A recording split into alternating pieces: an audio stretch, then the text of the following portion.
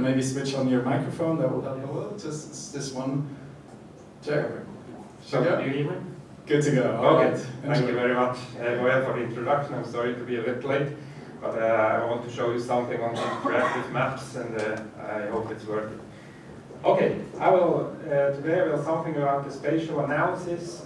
We were analyzing the geospatial patterns in a supply and demand situation of veterinary services. It is it was a joint project that we made together with Identitas, and you see here the authors, all of the authors, Harry Seletier and Stefan Lieder from Identitas, and my colleague from Geo-Spatial. We were making together a project that I now present. Briefly about the outline, I will go directly into the details of the project and will then get a bit more general, because I want you to show a supply analysis in a specific context.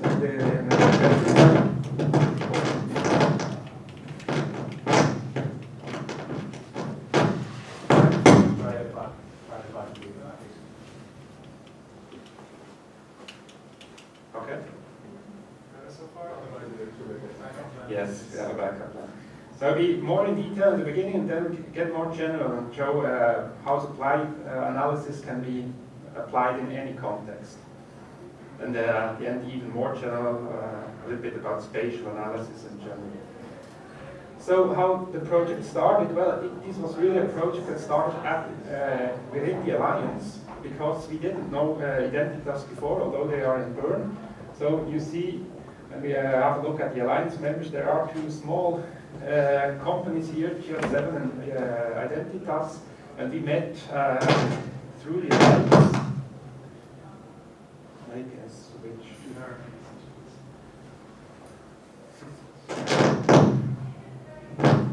Let's just try this one.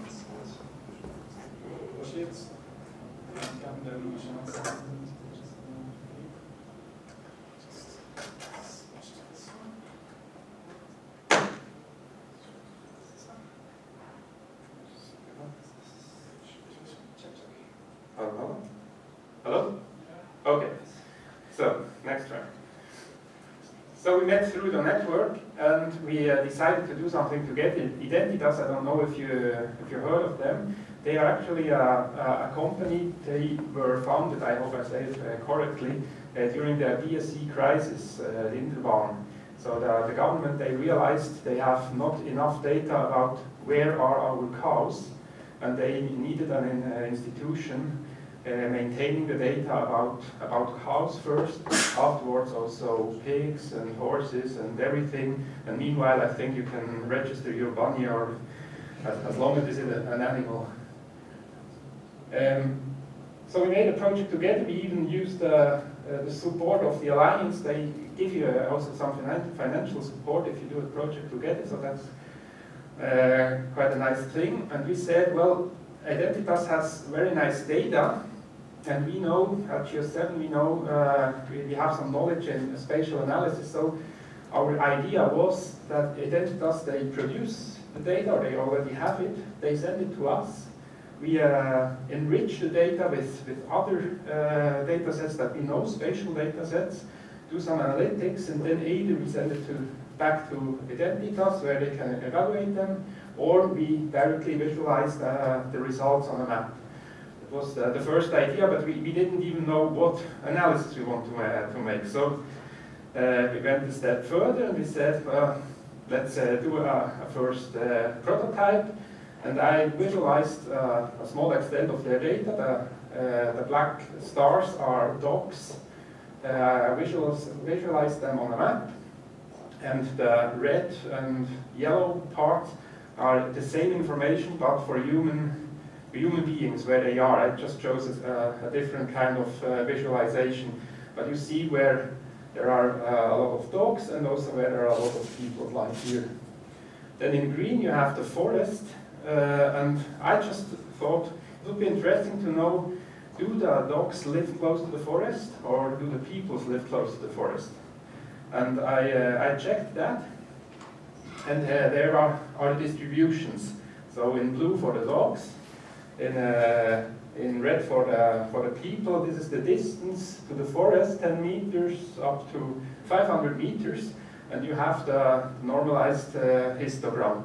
And first of all, you see, okay, the dogs are living with the people. I think it's rather a similar distribution. So they are not living alone somewhere. But then there are still differences, and you see in the first 100 meters of to the forest, there are slightly more dogs living, and then there are more people. And this makes perfectly sense. Now, the outcome here is not what I really want to present, because that's just intuitively clear. But what I want to say here is it shows that we have good data. Because the context is what we expected, and it was a very simple analysis, and the results were satisfying. So, Plan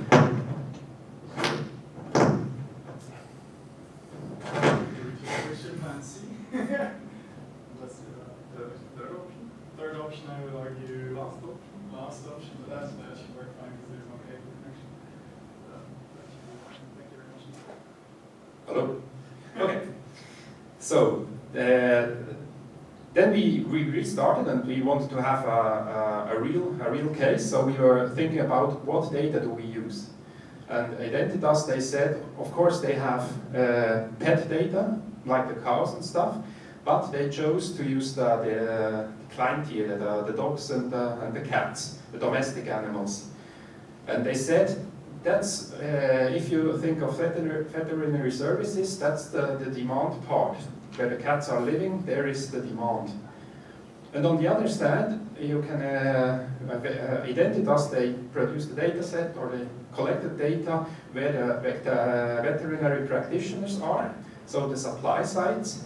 And they said, we want to connect that. And here's the crucial part. I don't have to mention that in a spatial track, but of course they have to be georeferenced. That was not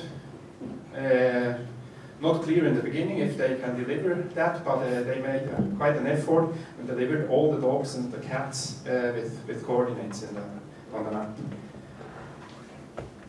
So then we thought about what analysis do we do. So we want to see what are the distances between the dogs and the veterinary services.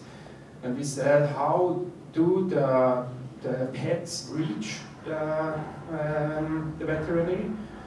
And we said, well, they go by car, or basically they are driven. Of course, you could also say they walk, or they take public transportation, but we said we want just to keep it simple, and probably the best model here is that the pet holder goes to the veterinary by car.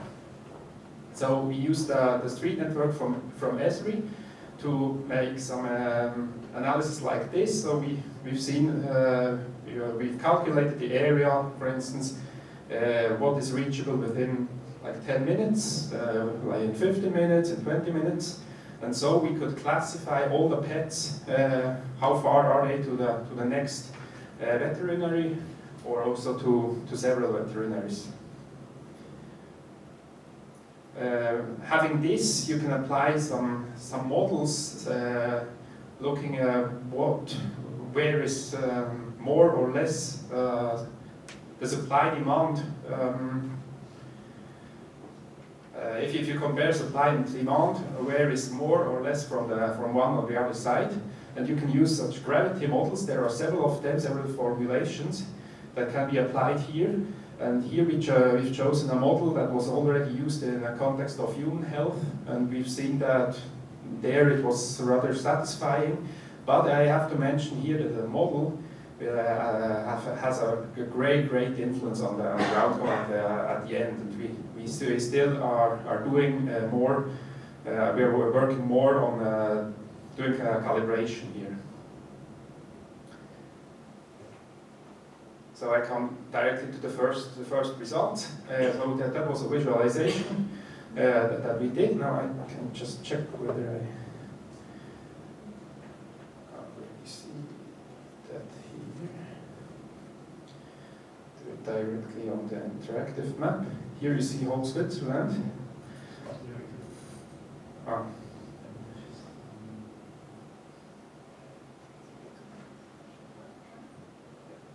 Thank you. Now it's a bit difficult with one hand, but you see whole Switzerland. In red you see the veterinary services. The bigger the circle is, the more veterinary practitioners are working at the same site. So the Geo-Spatial in there with like 50 practitioners, that's a large dot. And the interesting thing is, maybe I just take off one layer. If you look at like this at the data, then you might expect, okay, here in Zurich there are a lot of supply sites, and here in this area, for instance, it's not as dense. But the result, of course, doesn't show just the supply situation. It also shows how many pets are living there. And in this area, there are a lot of pets, and here are relatively less pets in this area. The nice thing is that you have an overview like this, but you can also zoom in. Then you get the hectare data, and you even have hectare-wise some information. Like here, there is 1 cat and 2 dogs living in this area, like 1 hectare, and you see, for instance, in 5 minutes they can reach 38 veterinary practitioners. So probably there is a big place there. You can check that. There are some, yeah, that's probably this one. Yeah, there are 30 practitioners here. So you can see on every hectare you have some information, and also on for every supply site you see how many animals are close. Like in 5 minutes you can reach 3,000 animals and 12,000 in 10 minutes. Quite nice.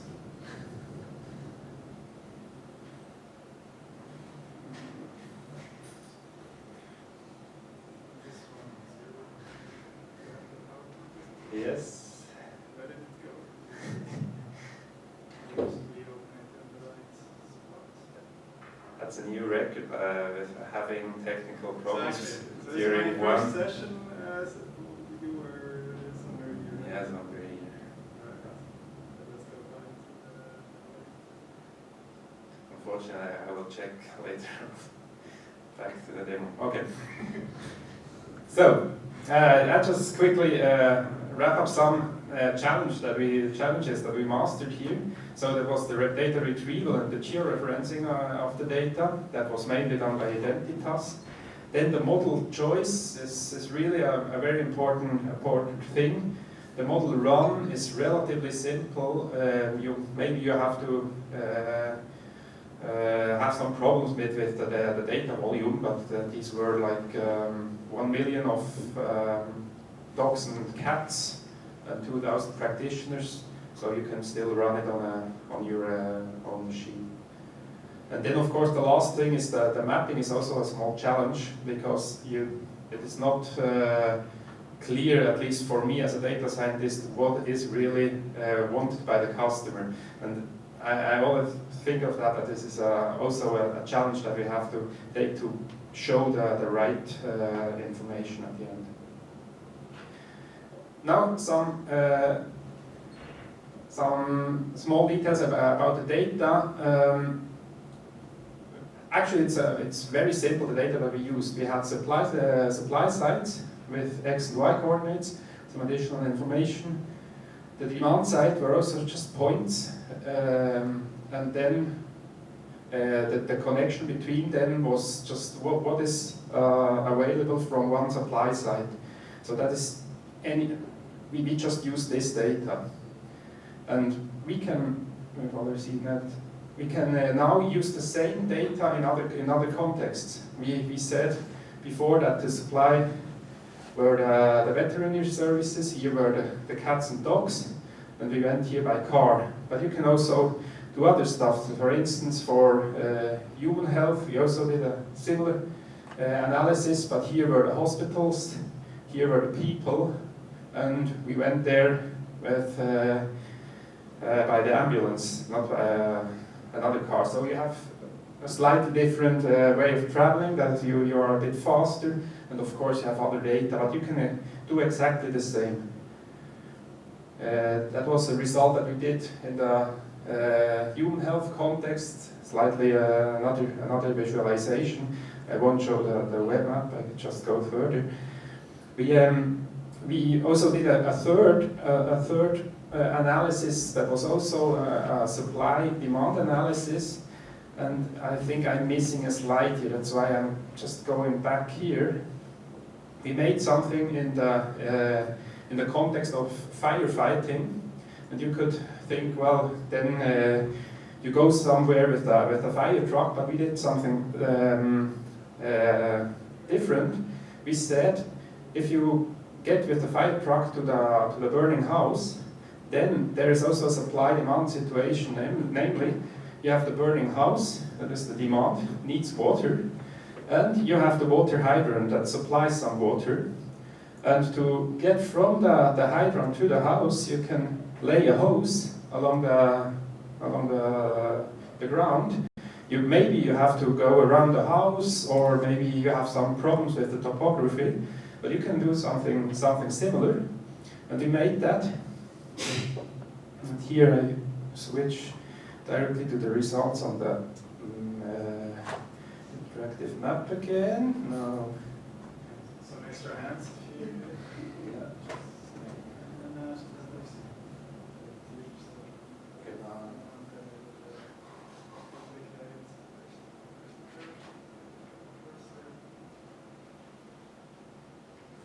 Yes.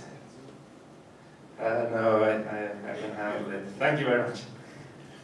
Here we have an extent at the Lake of Thun, and you see now the results in this context. It was also just as a supply analysis, a bit more complex even, because it's finding the right hose, and with a bit of trouble with the hydrodynamics that gave us some slightly different results. But you see, the houses are the demand points. They are now, almost all of them are in green, because they are well supplied. You get some information about the houses, and there are some houses that might be endangered, and that's what we want to show to the firefighters. Here you should go there and check, do we really have enough water nearby? There are some water hydrants, but I think this is an industrial building, so it needs a little more of water in case of fire. And that was an analysis that we did here, but it was the same pattern as for the other veterinary services. Back. Last time. So just keep copying the file. Oh yeah, that's okay. So I come back to here. That was the overall idea that we had in the beginning, and actually it's a pattern that repeats itself with all these supply analysis, and even in a more general context, it's always the pattern that we use in spatial analysis. And the very important thing is that the data that you have here and you get here is georeference, because then you can just combine it with any other data set that you want. Like this. So the conclusion, I'd say the critical factors for a spatial analysis are the georeferencing, and the model choice, and in certain cases also the model run if you have big data to process. The visualization at the end, and really to find the desired information is a very critical factor. But you always follow the same pattern in these analyses. And the last conclusion I want to give is data and service lines offered great support also in finding us in the matchmaking process. And I also think that's very great. So I want to thank those partners and also you for your attention.